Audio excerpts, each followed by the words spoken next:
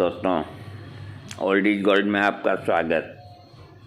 उम्मीद है आप शिवरात्रि को खूब धूमधाम से मना रहे होंगे, पूरी रात भगवान भोलेनाथ को याद करते हुए। आज शिवरात्रि के अवसर पर आपको होम्योपैथिक के अंदर एक अच्छी दवा है, लेकिन उसका नाम इतना प्रचलित न होने की वजह से डॉक्टर लोग भी कम लिखते हैं, आप भी कम जानते होंगे। जहाँ तक मेरा ख्याल है, ये दवा देखिए कि ज़िंदगी में वो एक गाना है, मैं भूल रहा हूँ, फिर बताऊँगा। हाँ, इस दवा का नाम है कार्बोएनिमेलिस पोटेंशियम 30। ये दवा जो मोटा तगड़ा सांड होता है उसके चमड़े को जला करके और इसका दवा को तैयार की जाती है। देखो, आप कोई चीज़ से नफ़रत न करना, हम बताते हैं, लेकिन आपको तो दवा अल्कोहल में ही मिलेगी। ग्रंथियों पर और चर्म और पाचन तंत्र पर इसकी प्रधान क्रिया होती है। कंठमाला धातु वालों की बीमारी पर इसकी क्रिया होती है। प्रसूता बच्चे को अपना दूध पिलाती है, उस समय की तकलीफ आदि में ये दवा लाभ करती है। सुना है कि जो नासूर किसी भी दवा से अच्छे नहीं होते, उन गाँवों में मनुष्य की हड्डी को जलाकर उसका चूर्ण बनाकर लगाने से जल्दी भर जाते हैं। अब आप लोग इन बातों को मानते हो नहीं मानते हैं?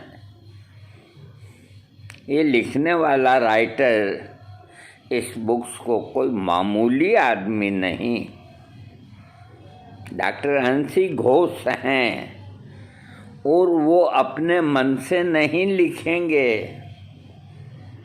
उन्होंने भी कहीं से ये ज्ञान प्राप्त किया। आज उनकी मटेरिया मेडिको को देख करके हम लोग होम्योपैथिक का इलाज करते हैं और डॉक्टर नारायण चंद्र घोष को कोटि कोटि नमन करते हैं, श्रद्धांजलि अर्पित करते हैं कि वो एक ऐसी बुक्स हमें सौंप गए हैं। धन्य है वो, उनको हम श्रद्धांजलि अर्पित करते हैं। ये मैं आपको अपने पहले के कई वीडियोज में बता चुका कि होम्योपैथिक दवा सब जीव जंतुओं से और ऐसी वैसी चीज़ों से ही बनी होती है। आयुर्वेद में भी है, आयुर्वेद में तो इससे भी ज़्यादा वो है, लेकिन आयुर्वेद में भी उसका शुद्धिकरण हो करके आपको मिलती है वो चीज़, और होम्योपैथी के अंदर भी पोटेंशियड हो करके एल्कोहल के रूप में आपको मिलती है। इसलिए कोई चीज़ से अपने मन के अंदर नफ़रत न करें। हम जानते हैं कि कोई दवा किसी से बनी है, उसको बताना ठीक नहीं, हम ये जानते हैं, लेकिन हम ये भी जानते हैं कि हमारे जो श्रोता हैं वो आने वाले भविष्य के अंदर, आने वाले वक्त के अंदर अपना और अपने परिवार का इलाज होम्योपैथिक से करना सीखेंगे। तो उनको पूर्ण जानकारी होनी चाहिए। हमें कोई बच्चा तो सुनता नहीं है, जो सुनते हैं वो सब युवा ही हैं। तो इसमें कोई ऐसी कोई बात नहीं, नफरत ना करें कोई चीज़ से। हाँ, दवाई तो दवाई होती है, आपको तो अल्कोहल में मिलेगी। हाँ, अरे जब सारी नदियाँ जाकर के समुद्र के अंदर मिल जाती है तो समुद्र कभी ये नहीं कहता कि तुम बहुत गंदी थी, तुम बहुत अच्छी थी। वो अपने अंदर संभाल लेता है सारी नदियों को, अच्छी भी, बुरी भी, गंदी भी, लंबी भी, विशाल भी, सबको अपने अंदर संभाल लेता है, क्योंकि उसका नाम है समुंदर।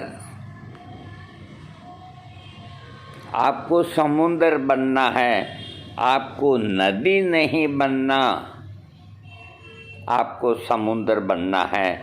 और समुंदर बनके मेरे बताए हुए तरीक़ों से अपने परिवार का, अपने दोस्तों का और अपना इलाज कर सको, इस काबिल मैं आपको बनाने की कोशिश के अंदर पूरी जानकारी देता हूँ। ये कोई पाप नहीं। हाँ, तो मैं कार्बो एनिमल्स के बारे में बता रहा था। तो बहन बेटियों की बीमारी में, हाँ, जब ये घोष ने लिखा है कि जो घाव जो होता है इसका नासूर का, तो जब वो कोई दवाओं से नहीं ठीक होता या भरता तो मनुष्य की हड्डी को जला करके उसका चूर्ण बना करके और उस पर लगाने से जल्दी भर जाते हैं। लेकिन ऐसा आपको करना नहीं है। हाँ, कार्बंकल के समान फोड़ों में भी यह दवा बहुत फ़ायदा करती है।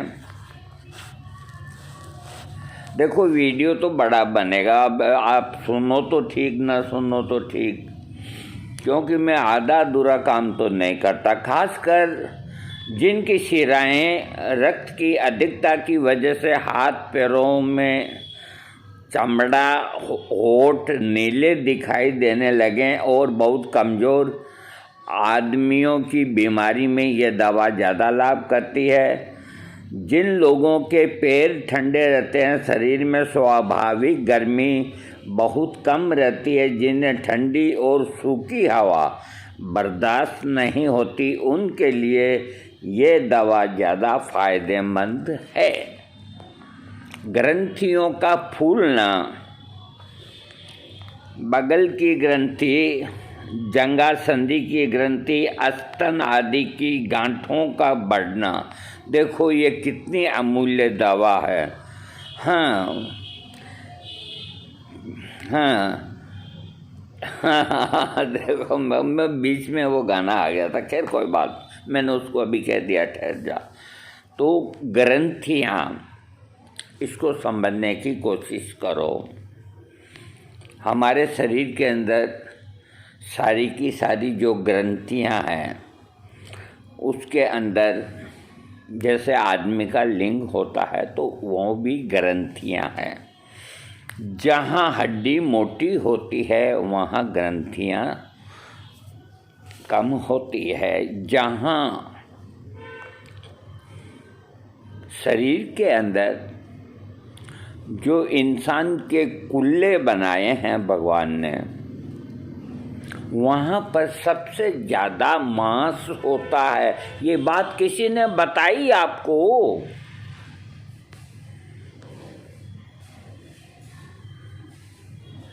पेट में मांस नहीं होता, पेट तो बढ़ा लिया जाता है। आप गलत खान पान से अपने तोंद को बढ़ा लेते हैं। लेकिन कुदरत ने सबसे ज़्यादा मांस दोनों खुल्लों पे दिया है, वो चाहे आदमी हो वो चाहे स्त्री हो। वो इसलिए दिया है कि अगर वो वहाँ पे कुदरत मोटी हड्डी अगर दे देती चारों तरफ, तो आदमी बार बार कैसे बैठता, वो उसके गढ़ती, उसके चुभती। तो खूब मांस दे करके और अंदर हड्डी दी है, तो उस सारे मांस को संचालित करने के लिए अंदर उसके जो छोटी छोटी ग्रंथियां होती है, पोलापन होता है और भी होता है। जैसे अपन गद्दे के ऊपर एक तो कुर्सी पे यूं ही बैठते हैं और एक उसके ऊपर गद्दी लगा के बैठते हैं, तो गद्दी लगा के बैठने से कुर्सी गड़ती नहीं है और ऐसे बैठने से थोड़ी यूं लगती है, बैठ तो जाते हैं। तो परम पिता परमात्मा जिसने इस संसार की रचना की है, अरे उसने एक एक शरीर के अंग को क्या क्या सोच करके बनाया है। कभी इस बारे में भी सोचा करो आप कि हम किस लिए आए हैं, हमें किस तरह से भगवान ने बनाया है। एक एक चीज़ को बड़े नाप तोल से मनुष्य की उत्पत्ति ईश्वर ने करी है। तो जहाँ भी ग्रंथियाँ होती है लिंग में, और इसके अलावा बहन बेटियों के स्तनों में, वहाँ भी हड्डी नीचे होती है काफ़ी, हाँ। और जो पीछे के पुट्टे होते हैं तो कई लोगों के बड़े मोटे होते हैं, वहाँ भी हड्डी नीचे होती है। तो चारों तरफ ग्रंथियों का जाल बिछा रहता है। तो ग्रंथियों के अंदर कोई भी तकलीफ़ हो जाती है तो जल्दी से जहाँ हड्डी होती है वहाँ कम होती है। जैसे ये है तो इस जगह तकलीफ़ बहुत कम होने के चांस है। वैसे मनुष्य शरीर है, कहीं भी हो जाती है, लेकिन जहाँ हड्डियाँ ज़्यादा है वहाँ तकलीफ़, जख्म, वर्ण वगैरह ये कम होते हैं। और जहाँ पोल है वहाँ ढोल बजते हैं, है ना, जहाँ मांस ज़्यादा है। इसलिए आदमी को नहाते वक्त अपने टॉवल से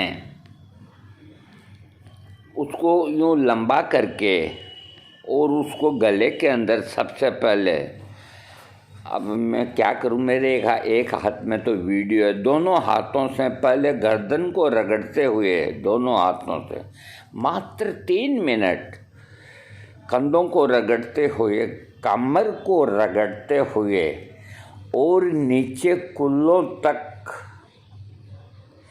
टॉवल से रगड़ें। और टॉवल कभी भी मुलायम न लें आप नहाने में, इसमें रईसी नहीं करें, तकलीफ़ पाएंगे। टॉवल आप दानेदार आता है, मैं दानेदार रखता हूँ, जो शरीर को उसके पॉइंट दबाते हैं, मतलब कड़क रखता हूँ। तो उससे क्या घर्षण होता है और अपना पीछे का जो शरीर है, पीठ और कुल्ले, उनकी पूर्णतया सफाई हो जाती है। ऐसे नहीं होती, ऐसे कैसे करोगे आप, ज़्यादा से ज़्यादा पहुँच लोगे। अरे जब अब भाई आप अपने शरीर को इतना पहुँचिए नहाने के बाद कि आपका गुप्तांग वहाँ पानी लगा हुआ नहीं रहना चाहिए। सबसे पहले वहाँ से सफाई शुरू करो, सबसे पहले वहाँ साबुन लगाओ। अरे अगर कोई बढ़ई का काम करता है, खाती का काम करता है, और उसके औजार अगर बिना धार के रहेंगे हैं, और वो उनकी सार संभाल नहीं करेगा तो लकड़ी कैसे छीलेगा। लकड़ी तभी छिली जाएगी कि उसके औजारों पे धार होगी, और औजारों पे धार उसको लगानी ही पड़ेगी। क्योंकि एक बार धार लगाने के बाद थोड़ा समय के बाद फिर वो औजार धार मांगता है।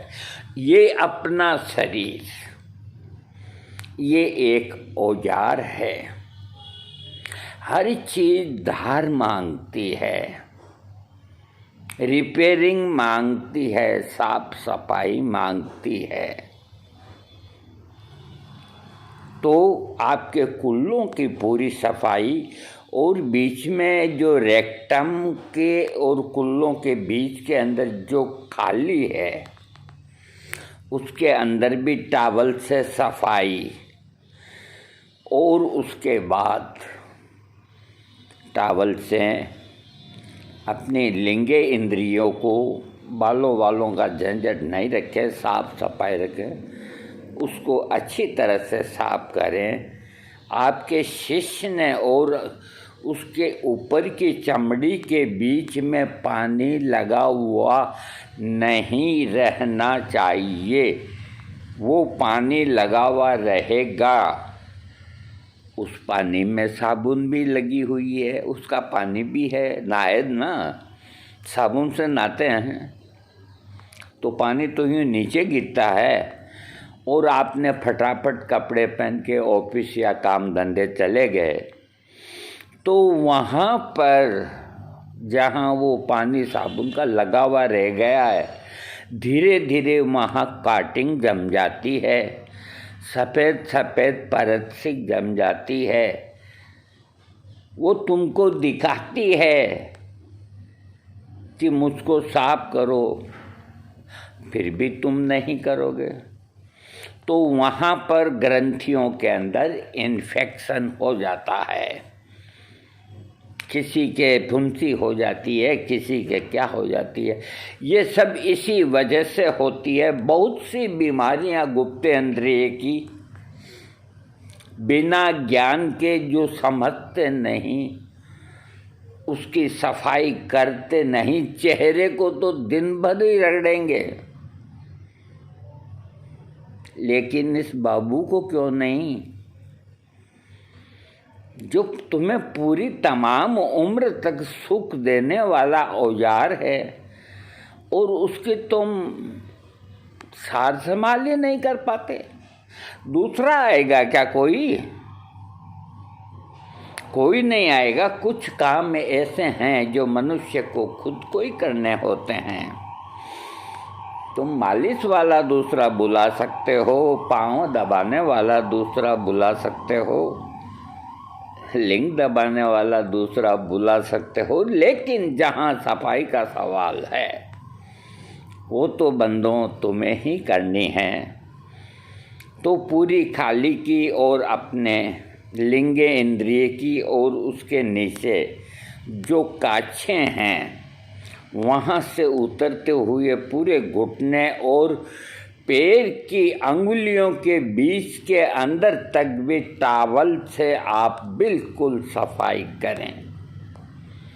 5 मिनट लगे, 10 मिनट लगे, 15 मिनट लगे, लेकिन ये कोई नहाना नहीं है कि अंदर घुसे, नहाए और 3 मिनट के अंदर ही कपड़े पहन लिए। अरे इस तरह के जो जल्दबाज आदमी होते हैं वो पानी डाल डूल के कपड़े पहन के अपने काम धंधे चल जाते हैं। अधिकांश कुछ ही लोग इस चीज़ को जानते हैं। इसी तरह अपने कोहनी की सफाई करें, अपने गर्दन की करें, अपने बाकी अंगों की करें।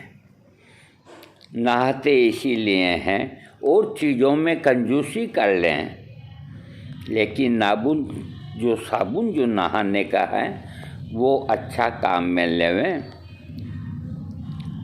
और इस तरह बहुत जल्दी 2 मिनट में नहा करके आ जाना, इससे तो अच्छा है कि तुम नहाओ ही नहीं, क्या फर्क पड़ता है। ये जो घुमक्कड़ जाति के आदमी होते हैं, जो लोहा कूटने वाले होते हैं, इनके पास बेचारों के पास न तो ये टॉयलेट होते हैं न कुछ और कोई चीज़ इनके पास नहीं होती। वो खुले के अंदर ही लोटा लेकर के या डब्बे में पानी भर के और लेट्रिन के लिए जाते हैं। किसी को 1 किलोमीटर जाना होता है, किसी को आधा किलोमीटर जाना होता है और पैदल पैदल ही जाते हैं और आते हैं। रोज़ का उनका यही काम है। वो 24 घंटे में एक ही बार जाते हैं और एक ही बार के अंदर, मुझे कहना नहीं चाहिए, पूरा मल है जो उसको बाहर वो निकाल आते हैं। क्योंकि वो मेहनत इतनी करते हैं, तो उन लोगों के पास नहाने की इतनी अच्छी व्यवस्था नहीं। 7-8 दिन के अंदर वो लोग नहाते हैं, कोई ट्यूबवेल पे, कोई कहीं से 2 बाल्टी पानी ला कर के वहीं अपने झोंपड़पट्टी के अंदर ही वो राख से दांत साफ करते हैं। किससे? जो उनकी वो कोयले की राख होती है उससे दांत साफ करते हैं। कोई लिपस्टिक नहीं लगाते, कोई कुछ नहीं लगाते। उनके कभी हमने मुँह से नहीं देखे, किसी के ऐनक नहीं देखा, न कोई काजल न कोई सुरमा, कुछ नहीं लगाते और न किसी के बाल सफ़ेद होते हैं या गंजे होते हैं, क्योंकि उनको कोई चिंता ही नहीं कल की। वो बिल्कुल प्रकृति के हिसाब से रहते हैं। जब उनको याद आ गया कि 7-8 दिन हो गए नहाना चाहिए तो नहा लिए। खूब रगड़ रगड़ के नहाते हैं। वो जो 8 दिन में नहाते हैं ना, तो उनको कहते हैं शाही स्नान। 2 घंटा लगता है उनको। तो हर आदमी अपने अपने हिसाब से एडजस्टमेंट कर लेता है।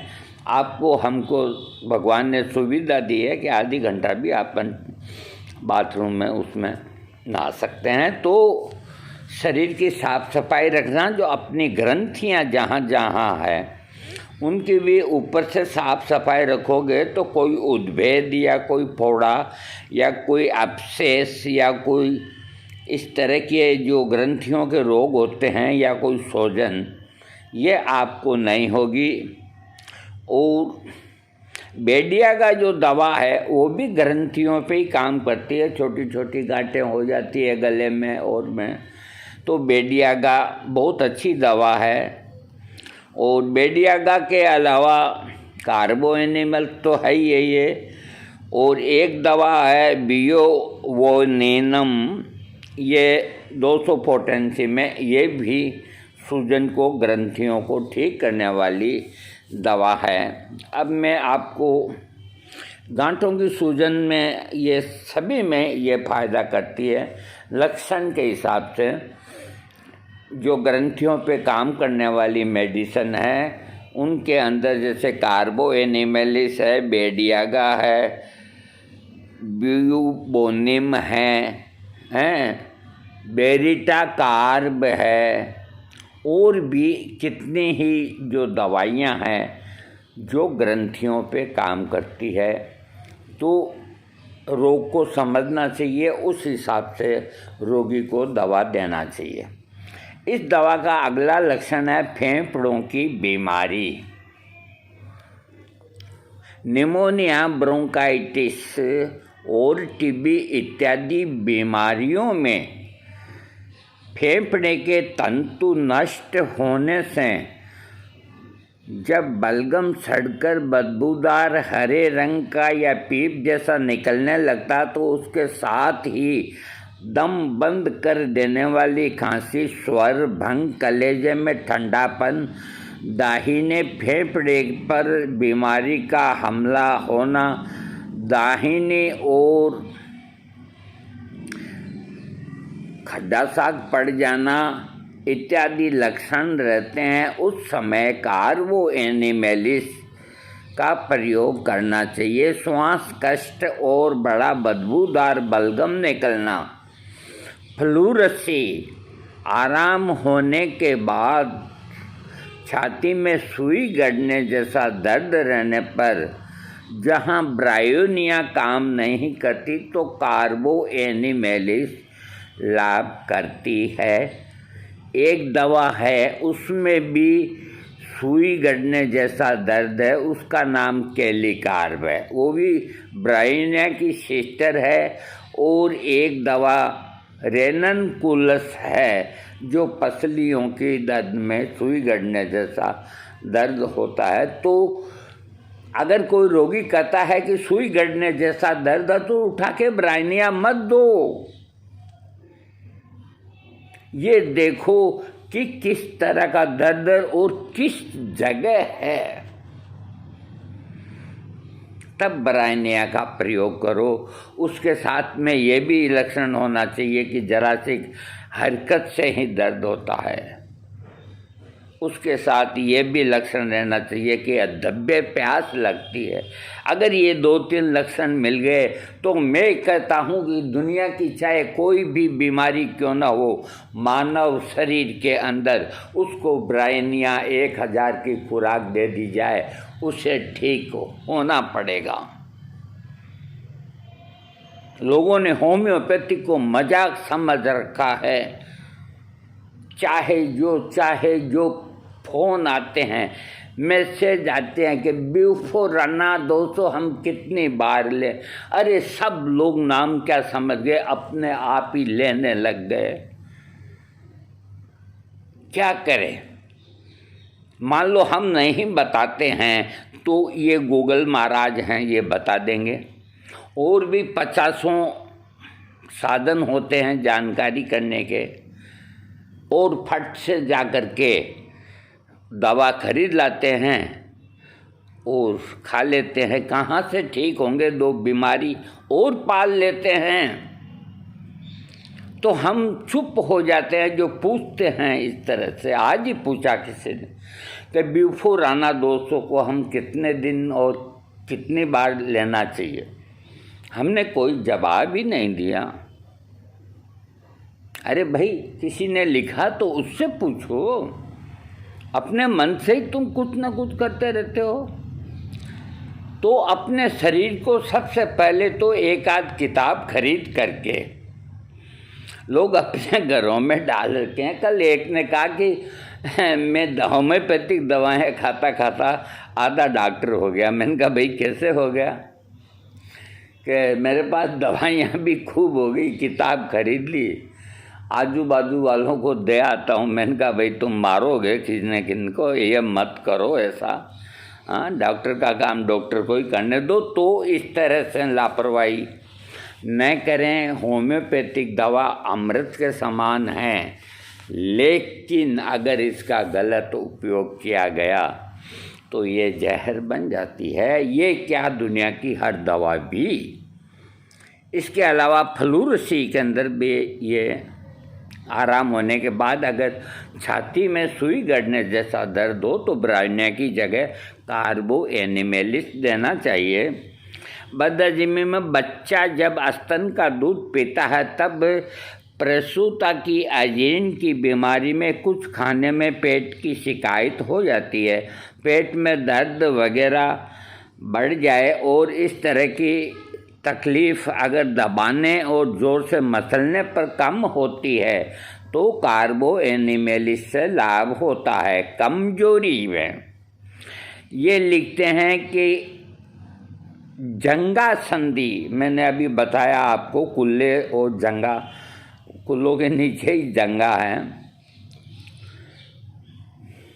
हाँ, कहाँ रह गया? हाँ जी, कमजोरी। देखो अब बूढ़े आदमी है, चश्मे के नंबर भी ऐसे ही हो रहे हैं। कमजोरी के अंदर पहले की किताब है, अक्सर बहुत बारीक है कि ठीक, अक्सर बारीक है, हम निगाह कमज़ोर है, कुछ न कुछ तो हो ही, आप उसका ध्यान नहीं दीजिएगा। जंगा संधि यानी कि ये जंगा की पार्ट बाएं और गांठों में क्रमशः पीप होकर शरीर बहुत कमज़ोर हो जाए, या प्रसूति के शरीर से कोई पतला स्राव बहुत ज़्यादा परिणाम में निकलकर धीरे धीरे वह औरत रक्तहीन हो जाए तो पहले कार्बो एनिमेलिस का ही प्रयोग करना चाहिए। याद रखिए, इसका प्रयोग 30 पोटेंसी में। कैंसर की ये बहुत गजब की दवा है। कैंसर के रोगी को जब डॉक्टर कह देते हैं कि भाई इसको ले जाओ और सेवा करो, तो उस वक़्त एक तो कार्सिनोसिन जो कैंसर का नोसोड है, एक तो उसका प्रहार करो और एक उसके लक्षण मिलते हैं तो कार्बो एनिमेलिस दो, कार्सिनोसिन दो, कोनियम दो। अरे जो डॉक्टरों ने कह दिया कि अब ये कुछ ही समय का मेहमान है, उसको होम्योपैथिक दवाइयाँ 10-10 साल तक की लाइफ देती है। ये बिल्कुल सत्य है। आज का मुझको पता नहीं, आज से 50 साल पहले की बात बताता हूँ।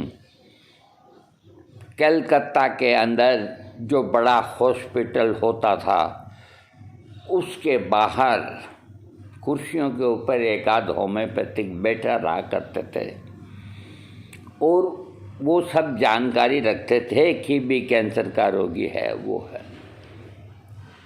तो उनसे संपर्क करके कभी डॉक्टर ने तो कह दिया कि कुछ ही समय का मेहमान है, का आप चिंता नहीं करो, हम होम्योपैथिक दवा देंगे कि भाई ये अगर कुछ जिंदा रह जाता 2-4 साल तो बच्चे का विवाह देख लेता, पोते की शादी देख लेती। अरे इंसान की कोई इच्छाएं नहीं मरती कभी। 90 साल के आदमी को भी पूछ लो क्या तुम मरना चाहते हो? नहीं नहीं, अभी तो मुझे बहुत कुछ करना है। अरे बहुत कुछ, मरना कोई नहीं चाहता और चाहना भी नहीं चाहिए। तो फिर वो कहते हैं कि हम बहुत सस्ते में इलाज करेंगे और हम ये तो गारंटी नहीं लेंगे कि ये एकदम 100% ओके हो जाएगा, लेकिन हम इसको ऐसा कर देंगे कि ये आराम से अपने बेटे या पोती की शादी को अटेंड करे। और वो दवाइयाँ खिलाते हैं, चाहे घर जाके खिलाएं या कैसे भी खिलाएं, और वो ही पेशेंट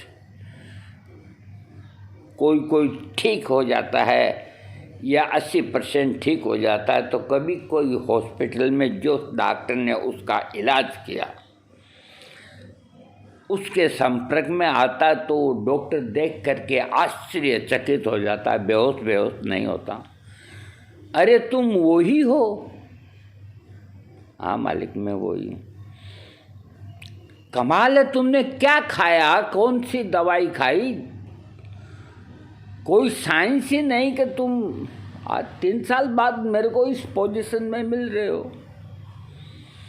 कैसा हम होम्योपैथिक दवा खाते हैं, इलाज भी बहुत सस्ता है और हमें आराम है। हमारे पोते का वो हो रहा है, आपको निमंत्रण देने आए। इसी तरह है डॉक्टर बर्नेट, जो होम्योपैथिक का सुप्रसिद्ध डॉक्टर हुआ, doctor Allen, doctor Kent, doctor Dunham, EB Nash, ये जितने के जितने होम्योपैथिक के महान डॉक्टर हुए, ये सारे के सारे एलोपैथिक में थे और होम्योपैथिक के इस तरह के चमत्कार देख करके, इस्तीफा दे करके होम्योपैथिक को अपना लिया। वहाँ की बात छोड़िए, मैं आपको यहीं की बात बताता हूँ। डॉक्टर सत्यव्रत सिद्धांत अलंकार, जो गुरुकुल कांगड़ी के संस्थापक या बहुत ऊंची पोस्ट पे थे, आयुर्वेद के अंदर गुरुकुल कांगड़ी आज भी है फार्मेसी, उस वक्त नाम ज़्यादा था, अभी नाम कम है। तो उन्होंने जब ऐसे होम्योपैथी के चमत्कार देखे तो उन्होंने भी, वो मेरी तरह ही थे, आयुर्वेद को भी नहीं छोड़ा और होम्योपैथिक को भी नहीं छोड़ा, उसको अपना लिया। अब अपनाने के दो तरीके होते हैं, वो मैं आपको बताता हूँ। जैसे आपको कोई 10,000 रुपया देता है कि भाई ये तुम्हारे पैसे लो, तो आपके सबसे पहले दिमाग के अंदर एक सिंगल आएगा, हर आदमी के आएगा, चाहे दुनिया का कोई आदमी हो, और जो चीज़ मैं बता रहा हूँ वो कोई नहीं आपको बताएगा। आज शिवरात्रि है, हम ये नहीं सोचते कि हमारा वीडियो कोई सुनेगा या नहीं सुनेगा, आगे लगे, न सुने तो न सुने, एक आदमी भी सुन लेगा उसका कल्याण हो जाएगा, हमारी मेहनत सफल हो जाएगी। तो इस तरह की जो होती है चमत्कार, तो सिद्धांत अलंकार सत्यव्रत ने होम्योपैथी को अपना करके 2 बड़े ग्रंथ लिखे, और भी उनके बहुत ग्रंथ हैं, बड़े खास करके 2 ग्रंथ लिखे, एक मैटेरिया माडी को लिखा और एक रोग और उनकी चिकित्सा लिखा। और उनके ग्रंथों में खासियत ये है कि जितने विदेशी डॉक्टर थे, एक उनकी किताब इतनी सी है, मैं नाम भूल रहा हूँ, कोई टाइम में खरीद करके लाया था, तो भूमिका में लिखा था कि इस पुस्तक का मूल्य इसको देखते हुए बहुत अधिक रखा है हमने, ये लिखा हुआ था सत्यव्रत सिद्धांत अलंकार की किताब में। क्योंकि हमें इस किताब को बनाने में मेहनत बहुत करनी पड़ी, इसलिए मूल्य ज़्यादा रखा। और वो इतनी सी किताब है, मेरे पास कहीं पड़ी है, उसके अंदर जो सामग्री सिद्धांत अलंकार सत्यव्रत ने दी है, अगर कोई होम्योपैथी को जिज्ञासु है, पढ़ने वाले हैं, उनको वो किताब पढ़नी चाहिए। बहुत सरल लिखी है और खास खास रोगों की खास खास दवाइयाँ, कितने बार पोटेंसी देनी चाहिए, किस तरह से करना चाहिए, जो बारीकियां मैं आपको बता रहा हूं वो बारीकियां सत्यव्रत सिद्धांत अलंकार ने बताई है। और अपनी मैटेरिया मेडिको के अंदर भी ऐसे इस रोग की है, इसकी ये रोग की दे, बहुत सरल तरीके से लिखी। और उनकी जो किताब रोग और उनकी चिकित्सा, उसको आपको खाली बस ये देखना रोग क्या है, उसके नीचे उसकी जो जो दवाइयाँ खास खास है वो आ जाएगी, तो आपको इलाज करने में बहुत ही सहूलियत रहेगी, आपका वक्त बचेगा। डॉक्टर सत्यव्रत सिद्धांत अलंकार, एक बार उन्होंने अपनी बुक्स में लिखा है, अपने अनुभव में, कि वो इमरजेंसी दवाइयाँ पहले 1 ड्राम कांच की शीशी में लकड़ी का कोर्क लग के रहती थी, तो पूरा बक्सा पड़ा था, उसमें 40-50 दवाइयाँ थी।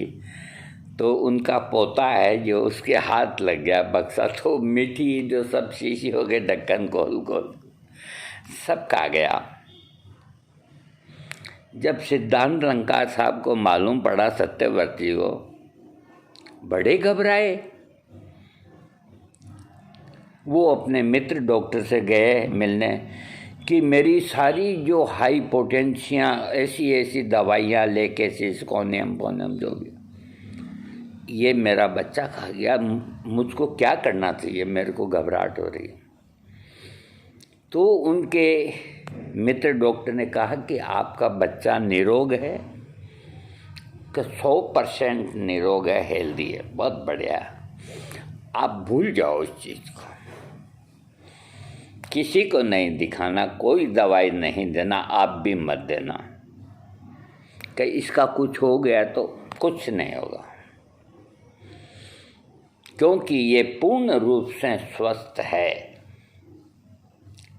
इसकी इम्यूनिटी पावर बालक की बहुत है। वो सारी दवाइयाँ मिठाई बन गई इसके पेट के अंदर जा कर के। अगर उन्हीं दवाओं को कोई बड़ी आयु का बीमार शिमार आदमी खा लेना तो लेने के देने पड़ जाए। तो उन्होंने अपने बुक्स में लिखा है कि 10 गोली खाओ तो 1 डोज बनेगी, और पूरी की पूरी गोलियों की शीशी आप खा लो तो भी 1 खुराक ही बनेगी होम्योपैथिक के अंदर। और 1 शीशी में से 2-2 गोली अगर आपने अलग अलग समय ली,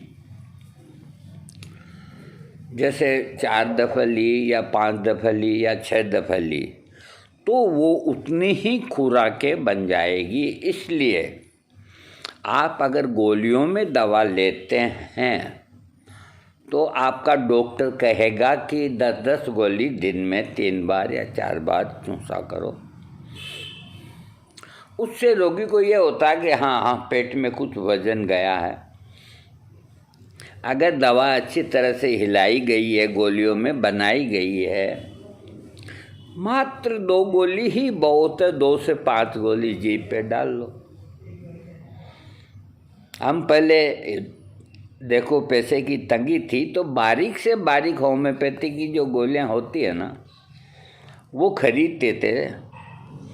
तो एक इतनी सी फाइल बना के देते थे ना रोगी को, 1 महीना चलती थी, दिन में 4 बार। मुझको कहते कि 5-5 गोली दिन में 3 बार खानी, और वो पोस्ट दाना के बराबर की गोलियां बारीक मेरे पास अब भी पड़ी होगी। आजकल तो वैसी आती नहीं है, अब गोलियां बड़ी बना दी, इसलिए 10 गोली आप आराम से लो, कोई फ़र्क नहीं पड़ता है। 15 लोगे तो भी कोई बात नहीं है, लेकिन 3 गोली तो आपको चूसनी ही चूसनी है। वो इसलिए कि दवा के अंदर डाइल्यूशन डालते वक्त अगर डाइल्यूशन के संपर्क में कोई गोली नहीं आई है तो, और अगर सारी गोली आ गई तो ये लोग पैसे लेते हैं आपसे पूरे।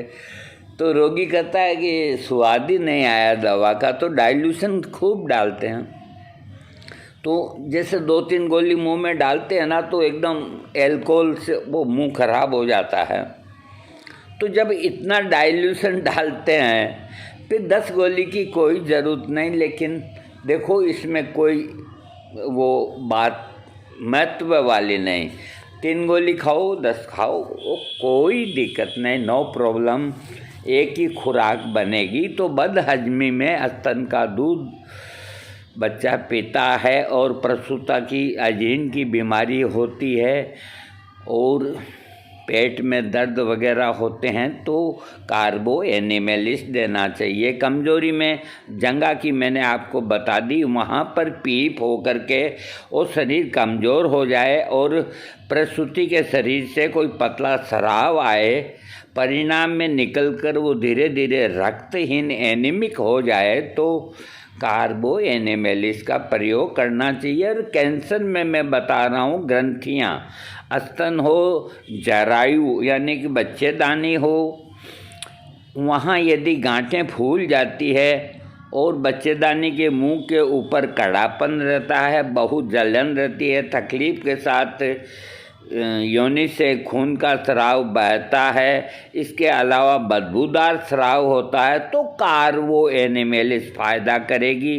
जो स्त्रियां बहुत कमज़ोर, जिनकी जरायु में अर्बुद यानी कि ट्यूमर्स, बच्चेदानी या किसी तरह की सूजन हो और उसके साथ में जलन करने वाला दर्द हो और माहवारी में गड़बड़ी हो, अगर ये लक्षण मिलते हैं तो कार्बो एनिमेलिस से लाभ मिलेगा।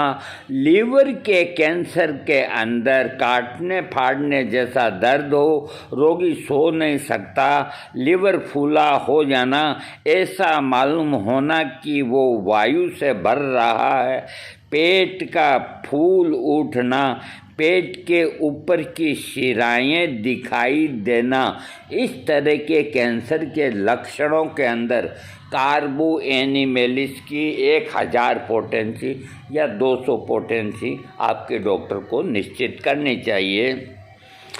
एक दवा और है, वो भी ग्रंथियों पे काम करता है, उसके वो भी अच्छी दवा है, एस्टीरियंस नाम है। एस्टीरियंस भी ग्रंथियों को ठीक करती है। इसके अलावा बगल की गांठें जिनकी फूल जाती है और उसमें तीर चुभने जैसा दर्द होता है, स्तन के कैंसर और बाएं स्तन के स्नायु शूल पर ये बढ़िया दवा है। स्त्री रोगों में ऋतुस्राव का रंग काला, कभी मात्रा में बहुत थोड़ा, कभी जल्दी बहुत ज़्यादा, परिणाम में स्राव होना, रोगिणी का बहुत कमज़ोर हो जाना, ऋतु बंद होकर कोई तकलीफ़ देने वाला उपसर्ग पैदा हो जाना, उसमें भी इससे आराम मिलेगा। रोगिणी क्रमशः दुखित और उदास रहती है, हमेशा अकेला रहना पसंद करती है, पाकस्थली खाली महसूस होती है, डिंब कोष यानी कि ओवरी में बीमारी हो जाती है, डिंब कोष कड़ा, खूब भारी और गोले जैसा हो जाता है, जरायु में प्रदाह हो जाता है, जरायु की गर्दन कड़ी हो जाती है, उसमें ट्यूमर हो जाता है, उसके बाद कैंसर की बीमारी बनती है, बदबूदार स्राव निकला करता है और योनि में आग की तरह जलन होती है, तो कार्बो एनिमेलिस को देना चाहिए। इसके अलावा उपदंश रोग, जो पारा के गलत व्यवहार की वजह से बाईं तथा अन्य गांठों में सूजन रहती है और रोगी रक्तहीन हो जाए, तो कार्बो एनिमेलिस लाभ करेगी। किसी के मुंह या किसी के मुंह और शरीर पर तांबे जैसे निशान हों और चकत्ते निकलते हों, तो कार्बो एनिमेलिस 200 की एक खुराक लेने से ही गायब हो जाएंगे। कार्बो एनिमेलिस के रोगी की रोग वृद्धि हजामत बनाने के बाद बढ़ती है, उसको अच्छा नहीं लगता और छूने पर बढ़ती है और बाएं आधी रात के समय तकलीफ़ें बढ़ती है। और इससे रिलेटिव जो दवा है कैलकेरिया फास है, और सड़ी मछली खाने से अगर कोई बीमारी हो गई है तो कार्बोवेज देना चाहिए। और इसके बाद में देने वाली दवाइयाँ जो है आती है वो आर्सेनिक है, बेलाडोना, ब्राइनिया है, नाइट्रिक एसिड है, फॉस्फोरस, पल्साटिला, सिलिशिया है और सल्फर है, वेरेट्रम एल्ब है। अगर किसी वजह से ये आप दवा ले रहे हैं तो अगर आपने आर्सेनिक या कैम्फर या नक्सोमिका या दारू ले ली तो इस दवा की शक्ति कमज़ोर हो जाएगी, ये क्रियाहीन हो जाएगी। इसका क्रिया स्थिति काल 60 डेज है। ये खूब गहरी अंदर जाके काम करने वाली दवा है। अगर इसकी 200 पोटेंसी आपने ले ली और जब आपको मालूम पड़ा कि ये हमने गलत ले ली और उसको इग्नोर करते गए, तो इससे कोई जो तकलीफ़ हुई है शरीर में, तो वो 60 दिन तक आपको दुख दे सकती है। उसके बाद वो 200 पोटेंसी का असर है जो ख़त्म हो जाएगा।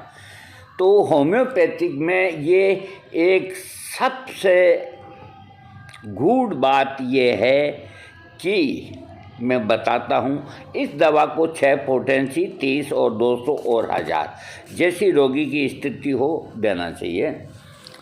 तो इस चीज़ का ध्यान रखना बहुत ही आवश्यक होता है। कई आदमी, एक संत आया करते थे, हरिद्वार से। और अच्छे संत थे, मैं उनके पास 1 घंटा जाता था, 40 साल पहले की बात है। स्वामी देव स्वरूपानंद नाम थे उनके। आज वो मौजूद भी हो सकते हैं किसी अज्ञात स्थान पे। उस वक्त उनकी आयु मेरे ही बराबर मान लो, इससे ज़्यादा नहीं थी। तो मैं उनके पास जाता था तो वो बड़ा एक बैग साथ में लेके आते थे होम्योपैथिक दवाओं का, और अच्छे अनुभव वाले थे। तो उनको भी कोई ना कोई तकलीफ़ तो इंसान को होती है। मैं रोज़ उनके पास 1 घंटा जाता, फिर वो गीता भवन के अंदर अपना प्रवचन देते, महीना भर यहाँ रहते बूंदी। सुबह बाथरूम पैदल पैदल मेरे घर के सामने से जाते, अब तो जगह ही नहीं है। तो वो मैं बात करता मैं 1 घंटा, तो 1 घंटे में कभी ये दवाई खा ली, कभी वो दवाई खा ली। तो मैंने कहा गुरुजी ये आप क्या कर रहे हो? ऐसे ही है, कल बेलाडोना लिया, फ़ायदा नहीं हुआ तो आज नक्स ले लिया, आज कैलक्रिया कार्ब ले लिया, आज दिन में 4 बार बदल दी। मैंने कहा इस तरह बदलने से तो शरीर में नुकसान होता है। कैसे होता है? जब एक दवाई खा लेते हैं फिर ऊपर दूसरी खा लेते हैं तो वो दवाई ख़त्म हो जाती है। मैंने कहा आप स्वामी जी बहुत बड़ी गलतफहमी में हो। उनको मैंने समझाया, मैंने कहा इस तरह से दिन में 4-5 दवाओं को बदल के खाने में मन में आपके तसल्ली हो जा रही थी कि इसके पहले जो दवा खाई वो ख़त्म हो गई, कोई ख़त्म नहीं होती। इसलिए बहुत सोच समझ के, तो वो हर साल आते थे तो मुझको आदमी बेच के खबर करा देते थे। उस वक़्त मोबाइल नहीं थे, तो मैं रोज़ 1 घंटा उनके पास जाता था। तो फिर वो अपनी चिकित्सा करते कि तुम जो दोगे वो ही ले लेंगे, हम अब ऐसा नहीं करेंगे, हमने बहुत किया इसीलिए हम तकलीफ़ पाए। तो ऐसी कई गलतियां जो कहीं लोग कर जाते हैं, उनको ऐसी गलती नहीं करनी चाहिए। चिकित्सक के पास अगर कोई रोगी जाता है, वो कहता है कि मैंने होम्योपैथिक दवाइयाँ बहुत ली है, मैं ठीक नहीं हुआ, तो चिकित्सक के कान खड़े हो जाने चाहिए, आंखें सतर्क हो जानी चाहिए, दिल और दिमाग एकदम एक्यूट हो जाना चाहिए। तुमने क्या क्या दवाई ली है, कब कब ली है, मेरे को लिस्ट ला के दो। जब जाकर के वो 10-5 दवाइयों के नाम तो बता ही देगा कि बाकी वो रजिस्टर में लिख ली जो भी है, तो उनको देखने से मालूम पड़ेगा कि रोगी को किस प्रकार से दवाइयाँ दी गई है, रहमी से दी गई है या बेरहमी से दी गई है। उसके शरीर को लेबोरेटरी समझ रखा है डॉक्टरों ने। आज ये दवाई दे दी कि तुमको अगर ठीक नहीं लगे ना 2 दिन तक आ जाना, और दूसरी दे दूँगा। फिर 2 दिन बाद जाके रोगी कहता है कि कोई ख़ास काम फ़ायदा नहीं, अच्छा ये खाओ, इससे तो अच्छे ठीक हो जाते हैं, आ जाना आराम नहीं आए तो। फिर 3 दिन बाद जाता, तो 1 महीने में 5-5, 10-10 दवाइयाँ बदलना करना। अरे उसको एक बार सामने बिठा करके उसके पूरे लक्षण ले भाई, उससे पूरा पैसा ले, कोई इसमें बात नहीं है कि हमारी मेहनत के पैसे हैं। डॉक्टर कोई खड्डा खोदने के लिए नहीं जाता कहीं, वो तो कोई चीज़ लिखेगा जब भी उसको उसकी फीस मिलेगी। लेकिन हराम की फीस क्यों लेते हो, मुफ्त की फीस क्यों लेते हो, बिना मेहनत की फीस क्यों लेते हो? तुमने 1 सेकंड के अंदर दवाई लिख करके रोगी की फीस ले ली, अपनी दवाई से दुकान के अंदर से दे करके पैसे भी कमा लिए और रोगी को फ़ायदा नहीं हुआ। गलत है, सरासर अन्याय है जो डॉक्टर ऐसा करते हैं। तो नहीं करते हैं तो बहुत खुशी की बात है। रोगी को बिठाइए, अगर दिख जाता है रोगी हाँफता हुआ सा आया, उसको फ़ौरन ना देखें, उसको ये कहें तुमको 15 मिनट यहाँ आराम से बैठ जाओ, उसके बाद देखेंगे। रोगी सोचता है अरे कोई दूसरा रोगी भी एक आध ये मेरे को बिठा क्यों दिया, तो वो बिठा देते हैं तो बैठ जाना चाहिए रोगी को, वो उसके फायदे के लिए बिठा रहे हैं। और उसके बाद फिर उसको कहेंगे कि अब तुम लेट जाओ। लेटने के बाद में मरकरी से मीटर से उसका ब्लड प्रेशर नापना। सबसे पहला काम ये हो गया फर्स्ट। चाहे उसके सिर में दर्द हो, टांग में दर्द हो, कमर में दर्द हो, पेट में दर्द हो, कोई लेना देना नहीं, उसका ब्लड प्रेशर नापो।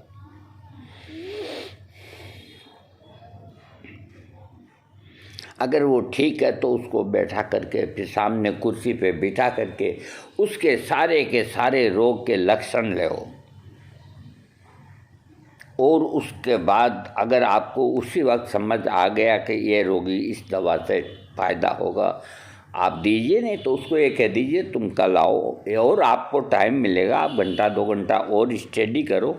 पैसे की कोई बात नहीं, 1000 रुपये लो, 500 लो, 200 लो, अगले को रोग मुक्त करो, उसको ठीक करो, उसकी आत्मा को तकलीफ मत दो।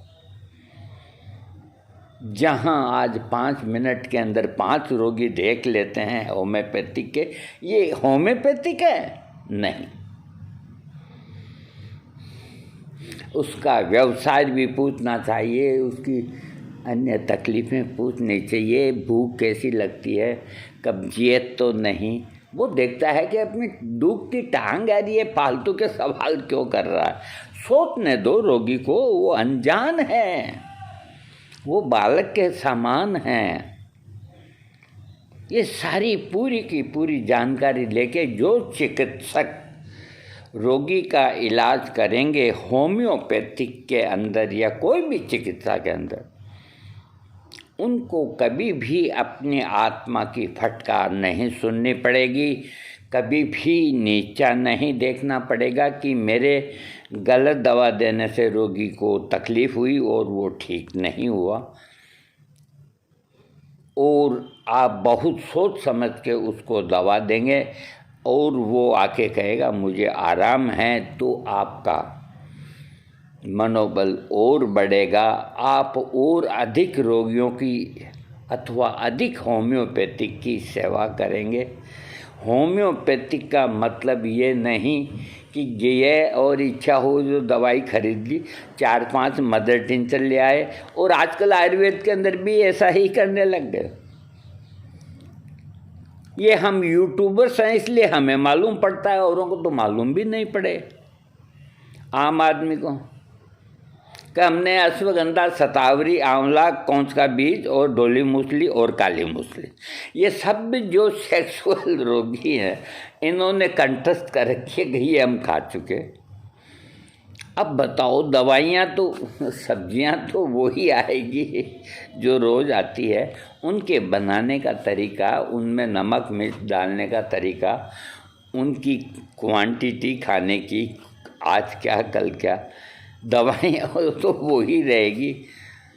तो हम कोई को सीधा लिखते हैं कि भाई वही होम्योपैथी के हाल, ब्यूफोराना लिख दिया, एसिड फोस लिख दिया, सेलेनियम लिख दिया, कैलेडियम लिख दिया। इसीलिए मैं आजकल सेक्सुअल वीडियो कम देता हूँ, क्योंकि जितनी दवाइयाँ हैं वो मैं और मेरे अलावा जितने डॉक्टर हैं वो उन्होंने घोल घोल के ही पिला दी रोगों को।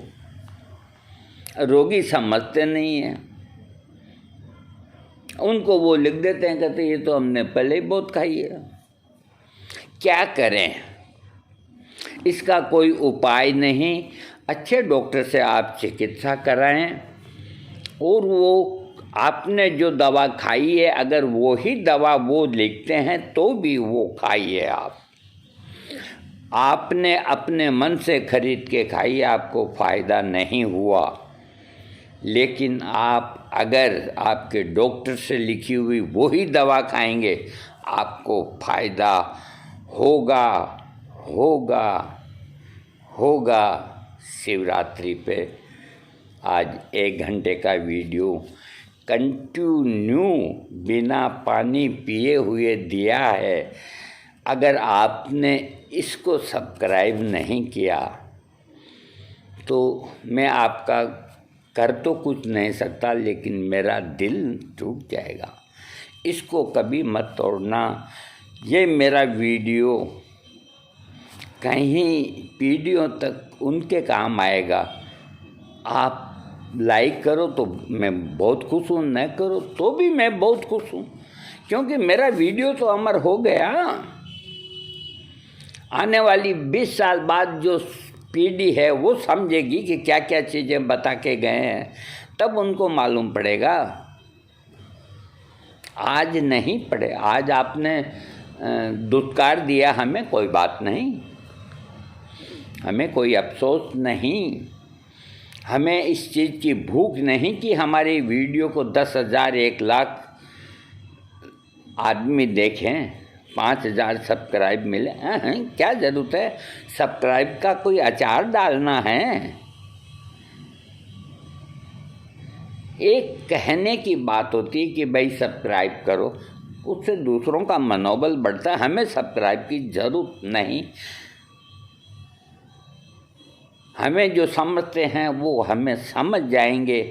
हमारा वीडियो तो सुनेंगे ना कोई, वो सब समझ जाएंगे। तो ये मत देखा करो कोई वीडियो के नीचे कितने सब्सक्राइब हैं और कितने लाइक हैं या कितने लोगों ने उसे देखा है। बहुत से ये देख करके फिर उस वीडियो को ऑन करते हैं, नहीं करते हैं, और उसमें अमूल्य जानकारी होती है। बताओ, आप इग्नोर ना करें, देखना चाहिए कि देखो ये भी क्या, आखिर 1 घंटे की बकवास करी है तो कुछ ना कुछ तो होगा। और अगर आप 1 घंटा सुनेंगे तो आपको अपने काम की चीज़ ज़रूर मिलेगी, ये मेरा वादा है। थैंक्स।